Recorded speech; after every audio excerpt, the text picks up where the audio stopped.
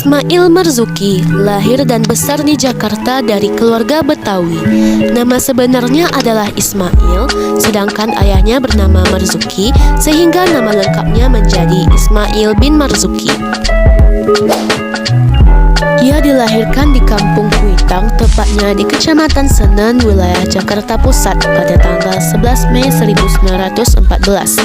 3 bulan setelah Ismail dilahirkan, ibunya meninggal dunia. Kemudian ia tinggal bersama ayah dan seorang kakaknya yang masih hidup, yaitu Hamidah, yang berusia lebih tua 12 tahun. Ismail Marzuki memulai karir bermusiknya sejak ia berusia 17 tahun. Tapi sebelum itu, Ismail pernah bekerja sebagai kasir di Soconi Service Station yang mengumpulkan gajinya untuk membeli sebuah biola. Karena merasa kurang cocok sebagai kasir, Ismail Marzuki memutuskan untuk beralih pekerjaan menjadi penjual piringan hitam produksi Columbia dan Polydor dengan gaji yang tidak tetap.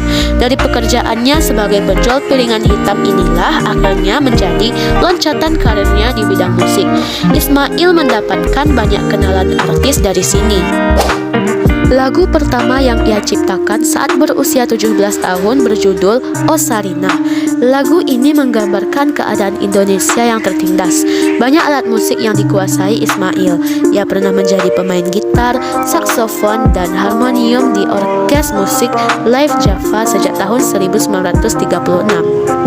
Pada sekitar tahun 1936 sampai 1937, Ismail Marzuki mempelajari lagu-lagu tradisional dan lagu barat. Hal ini tercermin pada lagu ciptaannya yang berjudul My Hula Hula Girl. Setelah Jepang masuk, hal ini mengubah arah bermusik Ismail Marzuki.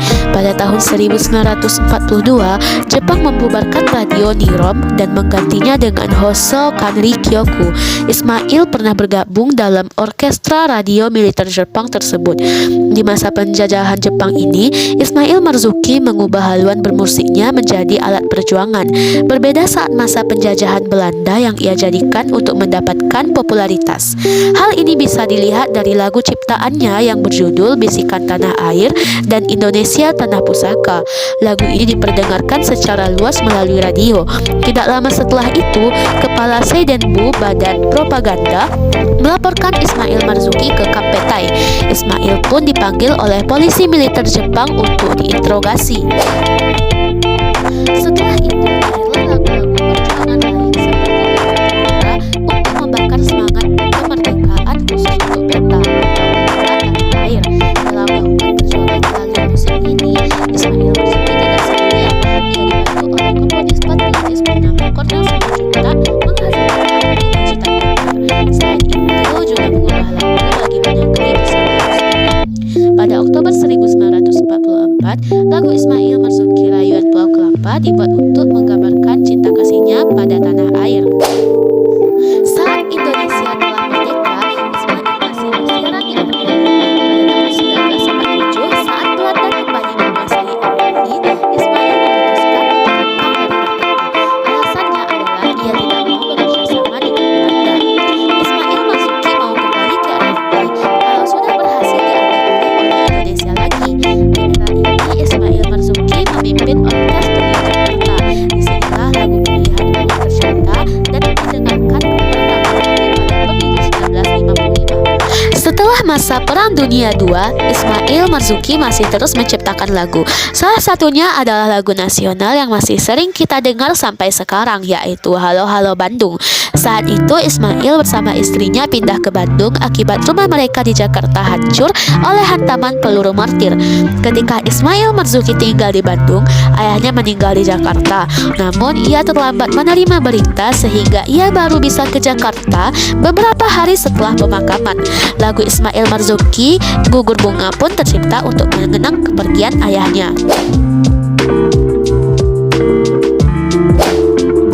Seperti pemusik pada zamannya, semangat kebangsaan Ismail Marzuki untuk perjuangan kemerdekaan melawan penjajahan juga sangat besar. Ia juga dikenal sebagai seniman pejuang yang banyak menciptakan lagu-lagu perjuangan dan cinta tanah air. Di antara lagu-lagunya yang telah menjadi ikon lagu-lagu perjuangan antara lain Halo Halo Bandung, Kopral Jono, Sepasang Mata Bola, Selendang Sutra, Sapu Tangan dari Bandung Selatan, Melati di Tapal Batas, Selamat Jalan Pahlawan Muda, Juwita Malam, Gugur Bunga di Taman Bakti, Nyiur Melambai, Tanah Pusaka, dan Rayuan Pulau Kelapa. Lagu-lagu Ismail Marzuki telah mengilhami arah lagu dan selera penciptaan lagu-lagu musik radio dan khazanah populer Indonesia sampai tahun 1980-an. Ismail Marzuki telah menempatkan dirinya sebagai salah seorang pelopor dalam perkembangan musik modern di Indonesia. Sebelum meninggal pada 25 Mei 1958, di tahun 1957, ia menciptakan karyanya yang terakhir, Inilah Bahagianya. Sebagai penghormatan atas jasa-jasanya, pada tahun 1968, pemerintah DKI Jakarta mengabadikan namanya untuk sebuah pusat kesenian Jakarta yang dikenal dengan nama Taman Ismail Marzuki atau TIM.